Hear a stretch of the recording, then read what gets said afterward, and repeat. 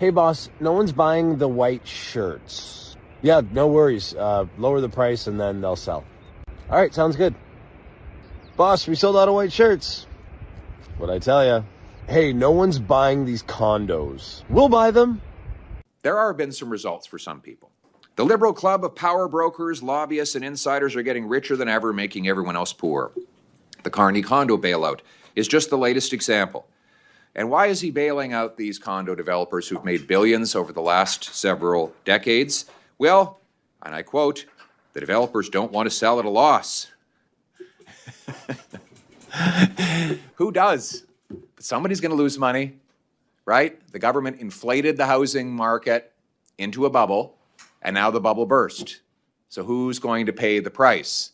Mark Carney wants you, the welder, the waitress, the barber, the small business person, to pay through your taxes to bail out his developer friends.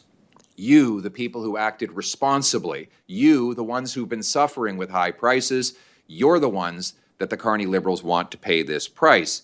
Ironically, it's the opposite of what he says. He says that this is a policy to make housing affordable.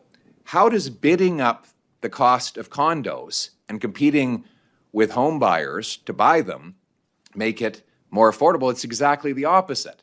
He's making home ownership even more difficult by forcing taxpayers to pay through their taxes to bid against themselves when they try to buy a home.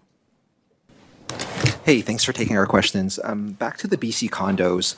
Some folks have attributed this glut of unsold units to the federal government's ban on foreign home buyers, which is set to expire in the coming months. They say lifting this ban could also act as a bailout to those developers who were building units not for Canadian residents, but instead for foreign buyers.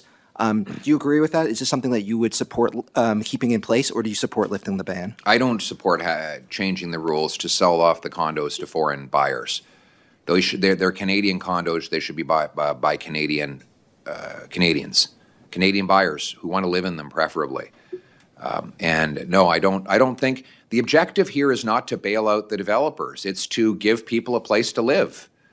So any policy that's seeking to bail out bankers or developers is the wrong one. The policy should be, it's very simple. There's a guy yesterday online, he was saying, he did a little skit, and he was at a shirt store, and he said, pretended to be the salesman who wasn't selling any shirts, and his solution was let the shirt prices drop. And lo and behold, the shirts started to sell. You know, Mr. Carney says he wants an innovative financial solution to make expensive empty condos into affordable occupied ones.